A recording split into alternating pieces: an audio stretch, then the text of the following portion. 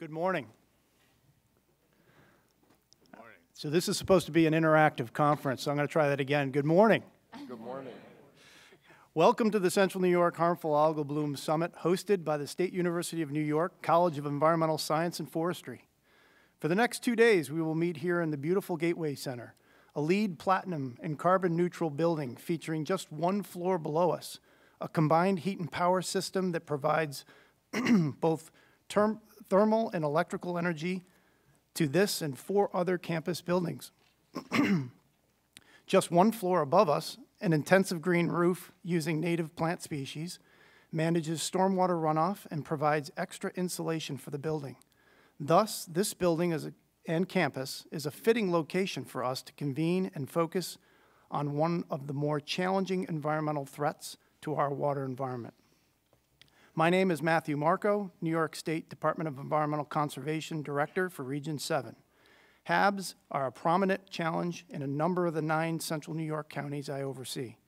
The 3 lakes we will focus our discussions on today, Cayuga, Owasco, and Skaneateles, are all drinking water sources and have each had recent widespread blooms that raises concern for all of us that live, work, and play in these watersheds. Let me remind everyone here today that this campus is located within the original territory of the Haudenosaunee Confederacy. I thank the Center for Native Peoples and the Environment here at ESF for their leadership in perpetuating 2 great intellectual traditions for understanding and caring for the earth: the traditional ecological knowledge of the Haudenosaunee and the scientific ecological knowledge of ESF. In this thinking, may we all come to realize that our watersheds are fragile, that all water has value, that our lives and livelihoods depend on high-quality water resources, and that partnerships and inclusion are essential to our success. So, it is with enthusiasm that I introduce to you this morning a great collaborator, strong leader, a friend to the environment and our communities, DEC Commissioner Basil Sagos.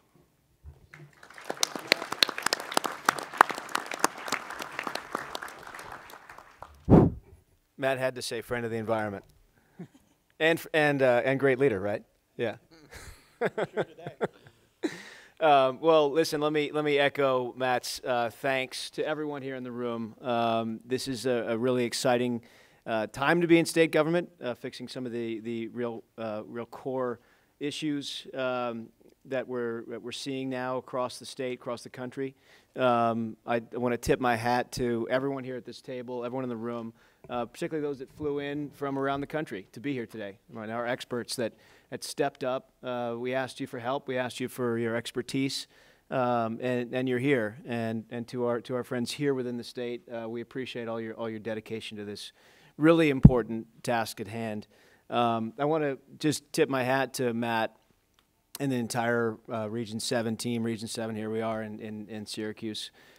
Really one of the most diverse regions and one of the toughest regions in a way. You have such a range of issues here to deal with, and Matt and his team have just done an incredible job.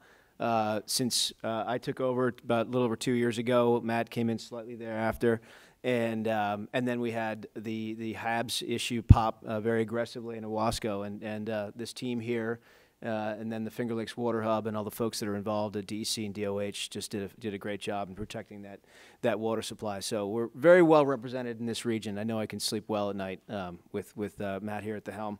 I want to thank also my great friends here to my left, Commissioner Richard Ball and Dr. Howard Zucker from Ag and Markets and Health, respectively. We've spent lots of time together on lots of water issues over the last couple of years, and they're doing a fantastic job also.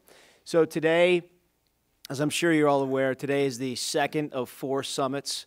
The governor had, in the run-up to the State of the State and budget this year, announced a $65 million plan to address HABs that appear to be emerging at a more aggressive and more dangerous rate across the state. And working very closely with my colleague here in the chamber, Phoenicia Lannon, in the governor's office, coming up with a plan of action to deal with this problem. It's more than just about throwing money at a problem, right? I mean, resources are very important. Money is incredibly important because ultimately you need to do projects. You need to fix problems with dollars, taxpayer dollars. But in a way, you need to bring people together on this issue because HABs is a very local problem. It's a very local issue. I think there's about 150 waterways in the state that are impacted one way or another by HABs. And every single waterway is different. Some see HABs on a regular basis. Some see them every few years. Some never see them or may see them. And all of them have different watersheds, different inputs, different populations, and different problems. So it's again, more than just throwing resources at a problem. It's bringing groups together like this one on a regional basis to come up with regional plans. And that's really the governor's vision here, is to get input locally, bring experts, as we have now, from around the state and around the country, to a specific location, but then get inputs from the local communities. And that's really important for us because ultimately, without local buy-in, it's very difficult to solve problems. These can be very contentious issues. And without a stakeholder process that's real, and without listening that's real from our perspective, it makes it much, much more difficult. So I want to thank you again certainly for coming. Our next event is Ticonderoga on the 20th, March 20th. That is when we look at North Country lakes, and then we're out in Rochester on the 26th doing a similar event looking at some of the western New York lakes. Again, I mentioned this is an exciting time to be in state government, and I will say unabashedly that I feel lucky to work for this governor because we're in the midst, I mean, this is somewhat wonky, but we're in the midst of a $4.5 billion budget deficit.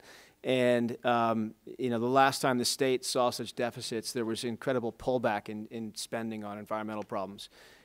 This year, with this big deficit that we have, we're trying to solve, DEC, DOH and others, we've been actually given more resources to fix problems, which I think is a reflection of the state's commitment to addressing water quality concerns. And that's been something that's really impacted the state significantly over the last 2 years, you know, since the various crises have emerged, knowledge of contamination in drinking water.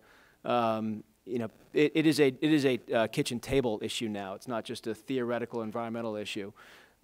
So we've been giving more resources, $2.5 billion last year to run the Clean Water Infrastructure Act, an unheralded amount of money which will leverage up to $10 billion total of investment.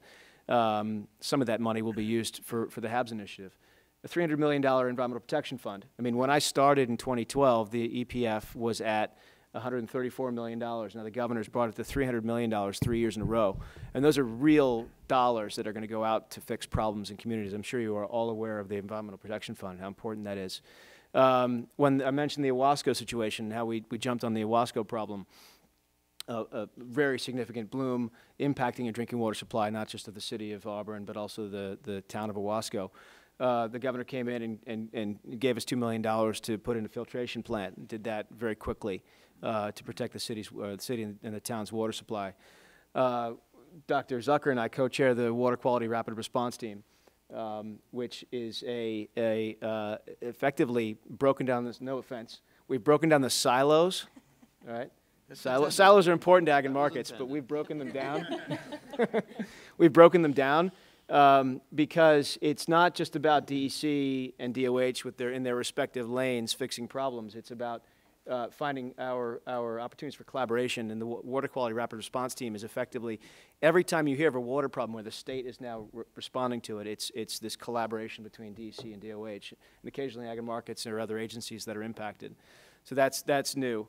And the Finger Lakes Water Hub, again, you'll probably hear a lot about that over the next couple of days. Finger Lakes Water Hub, this creation of a team approach to fix a regional problem, actually a problem that goes across multiple DEC regions. We started that in order to put specific staff on fixing problems that we were seeing emerging. So we actually got a head start on the HABs issue, a 2-year head start on the HABs issue. But it was clear with all of this, all the resources we have, all the sort of dedication that we have amongst the agencies, there was this need to bring everything together into one cohesive effort because you're just more effective at that point. And that's really what today is. So the the $65 million plan is really, it's a four-part plan. We identified the priority water bodies, 12 of them around the state. That doesn't mean that 150 waterways not on the list are not going to get attention and resources. We picked the 12 in a way because they were representative of their regions, and they all had a different flavor to them, so that we could learn about how to fix a problem on a particular waterway, and then look for analogies out there. Look for comparisons that we could provide the knowledge and expertise from a particular problem set that we saw, say, on Skinny Atlas, which had never seen a bloom before until a massive storm last summer may have triggered it. Contrasted to a Lake George, which has not yet had a problem, contrasted to a Cayuga, which certainly has, and Owasco. So in a way, the 12 are priorities where we will put our resources. I would think of it as the where. So that's part one. Part two is the why. So that's what the summits are. The summits are, what is the problem? Why are we focusing on these waterways? And what are the things that can come out of these summits, and ultimately the plans, which is part three. Part three is the developing those tailored plans for each of the 12 waterways. Doing this regionally, but coming up with 12 individual plans for each waterway. And then the final part, which is the fun part, is the implementation, right? Coming up with the plans, putting the plans in motion, and starting putting the shovels in the ground as soon as possible. And the governor has said, let's do this fast, let's do it aggressive, but he also wants to do this right, and I think that's why you see such a group around the table today, and such folks in the room who have so much expertise and knowledge and so much of a stake in what we're doing here, because we want to get this right. We want to do it fast, bring the money, but ultimately do it right. I'm really excited for the outcomes here. I know these 2 days will be very productive. This is a great place to do it at SUNY ESF. Dr. Wheeler's done a fantastic job here, particularly with this building. It's an inspiring building, and they're leading some of the great research in regards to the environment these days, and we're proud to be a part of that. So I want to thank you all. With that, I'm going to turn it over to my favorite farmer, Dr. Ball. Dr. Ball. Dr. Ball. Dr. Ball, thank you so much. Thank you, Commissioner. And thank you all for being here and demonstrating your interest in this and your participation. That's going to make such a difference as we go forward. I got to just build on something, Commissioner, that you said earlier, and breaking down silos, because that's obviously keen, and the governor's very strong about making sure that we're one state government and not a lot of different agencies. But when the governor had asked me to take on this role, the words that were used were, I want you to be part of the team. And since day one, I've always felt like I was part of a team, and this is the A-team right here. These two guys are nationally known, widely recognized for the roles they play, and very fortunate to be here with you and part of this important conversation. I was very pleased to be with the governor last week at the Kickoff event down in the Hudson Valley. I think the governor was right on point. His remarks were truly inspiring and reminding us of our responsibility that most farmers feel very keenly, and that is to leave the land and our natural resources better than the way we found them. That was clearly correct thinking. And thanks to the governor's forward-thinking approach, the actions we as a state take now to combat harmful algal blooms will ensure the preservation of our lakes and waterways for years to come. As a farmer myself and as a commissioner, this is an area that hits pretty close to home for me. The health of our land and our water is something that I think about every day, and it's something that has a direct impact on the health, safety, and general well-being, not just of my family, not just of farm families, but of all New Yorkers and beyond. At the Department of Agriculture, one of our core missions is to foster environmental stewardship and support the preservation of our land, our soils, and our water. New York State today is a national leader in the Environmental Protection Agency. We have a tremendous network that is committed to this mission. Our State Soil and Water Conservation Committee and our individual county soil and water districts are devoted to supporting the strategies that bring innovation and efficient environmental solutions to farmland across the state. Our soil and water folks are the boots on the ground, helping us implement the valuable programs we have in place that can reduce environmental footprint and mitigate soil and water concerns. The Agricultural Environmental Management, or AIM program, is the framework for all the work that we do at the department in partnership with the districts to address the environment and the challenges facing agriculture today.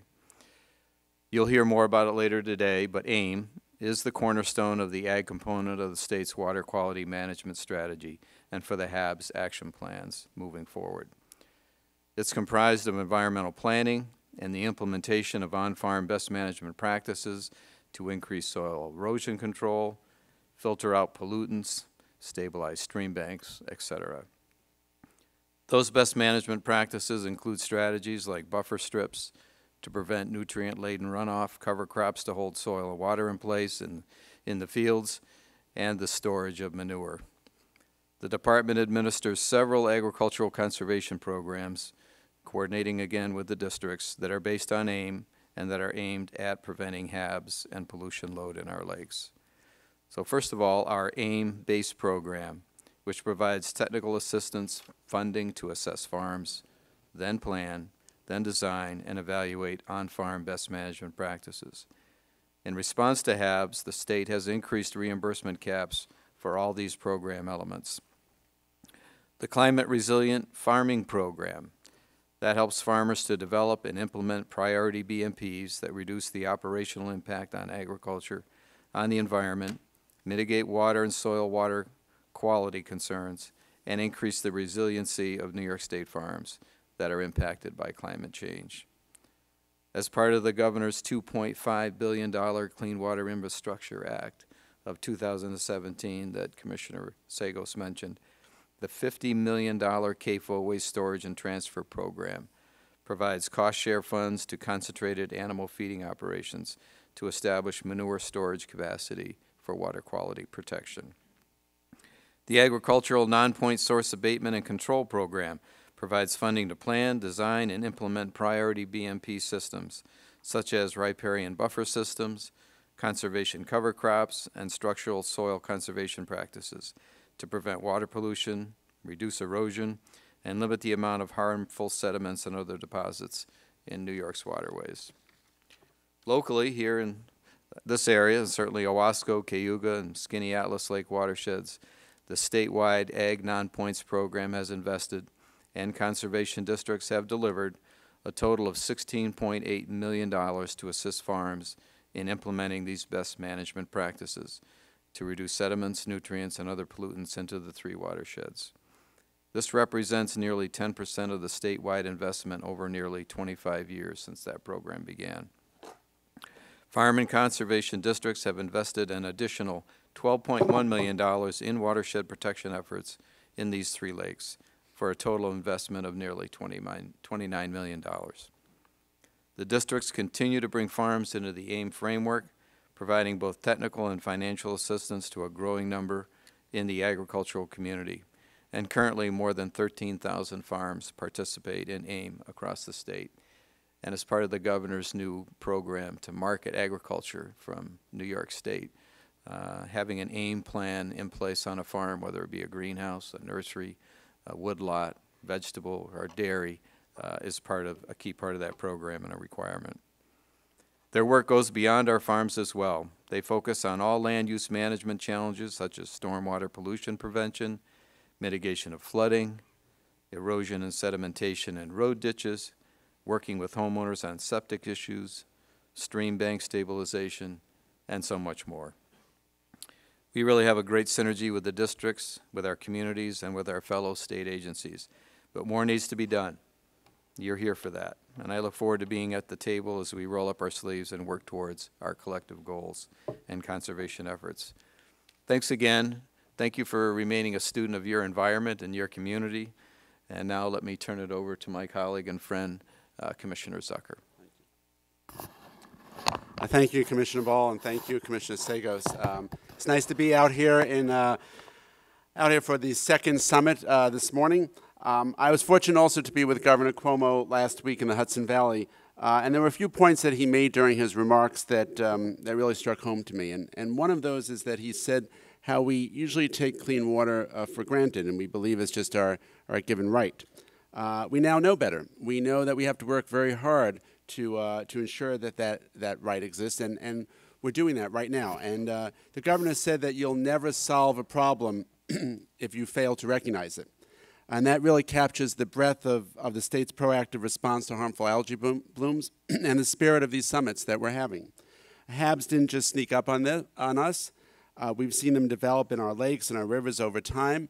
Initially, it was a slow growth, but as their presence started to close beaches and threaten drinking water supplies, like we saw last season, the message was clear and the response was urgent. You can be exposed to HABs and their toxins by touching, by swallowing, or inhaling them while swimming or boating or fishing in locations where there are noticeable blooms. You can be exposed to them by eating the fish caught in the areas with the blooms, and during household activities like bathing or showering or dishwashing or even cooking and drinking water where the blue-green algae were present. And the symptoms clearly can be serious. There could be nausea and vomiting. There could be ear, nose, and throat irritation. There could be allergic reactions, skin reactions. There could be breathing problems. And that's why the awareness and understanding is critically important. It may seem like pretty much a distant memory when you look outside now with the snow, but last year when the summer was turning to fall, we had some unseasonably warm weather. And we had beautiful sunshine. It was really nice at that time. But it was also a breeding ground for harmful algae blooms. And we found them in places we had never seen them before. And for generations, Skaneateles Lake has been known as a worldwide place as a pristine body of water, a prime tourism destination for and a reliable source of clean drinking water for the city of Syracuse and a number of villages along its shores. And while all of those accolades still apply, in 2017, for the first time, HABs took hold of these pristine waters, sending us a signal and serving as a reminder there is no body of water that is immune to this emerging problem. And recognizing the importance of protecting this unfiltered source of water, the Department of Health and DEC closely partnered with the city of Syracuse and Onondaga County on an increased monitoring program. And together we developed a system to share those results daily with the impacted communities. And more than 250 samples were gathered over the course of 12 weeks. The samples were shuttled back to Albany all hours of the day and night. Believe me, I heard about this. Our lab, our Wadsworth lab, and our talented team there were working around the clock to make sure that we knew what the numbers were. Despite findings of microcystine in raw water, I am happy to report, though, through the expanded testing process, all the samples were non-detect in the finished water, and we ensured customers on all systems that they were being delivered clean water. And much of the response in Skaneateles Lake was shaped by the urgent action the year prior when, for the first time ever, trace amounts of microcystine were found in the finished water in Owasco Lake. But as Commissioner Sagos mentioned, the state-of-the-art filtration system designed to protect that supply is working exactly as designed. So while the state has been aggressive with HABs, it's time to move the state's response another step forward to mitigate and prevent blooms. And under Governor Cuomo's leadership, we've identified 3 priority water bodies in this region. So Skaneateles, Owasco, and Cayuga Lakes, and gathered a team of experts to create region-specific and even water body-specific action plans that can also be put to good use in other communities around the state as we move forward. Together, these experts will help ensure we can maintain safe recreation opportunities and continue to protect the health and well-being of all New Yorkers. And that's the important next step, continues here today by having this meeting and having the additional 2 meetings and to work nonstop on this. The governor is committed to this. The teams are committed to it. My team, Commissioner Ball and Commissioner Sagos, and the entire state is committed to it. So I appreciate all of you being here. Thank you for being here, and appreciate the opportunity to speak to you today. Thank you. Thank you, Commissioners, for your inspiring words and kicking off this summit. I'd like to take a moment to recognize some of the national experts that are here today. They're in no particular order, but certainly all worthy of recognition. Everybody at this table plays a critical role, but I'll name a few of the national experts that we're very pleased to have here at our Central New York Summit. Dr. Greg Boyer, Professor, SUNY College of Environmental Science and Forestry. Carl Zimick, Senior Extension Associate, Cornell University, Department of Animal Science. Tim Davis, Associate Professor, Bowling Green State University, Ohio. Art DiGiacomo, Professor, Department of Earth and Atmospheric Sciences at Cornell University. Dave Matthews, Director, Upstate Freshwater Institute. Hans Pearl, Professor, University of North Carolina.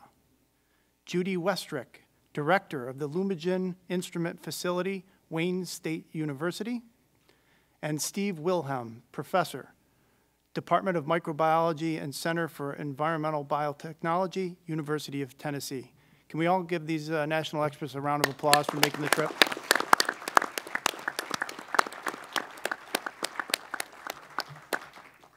Fantastic. So at this time, we're going to invite everyone out into the hallway to gather a cup of coffee, load up on some caffeine, while we take a short break to make some room adjustments.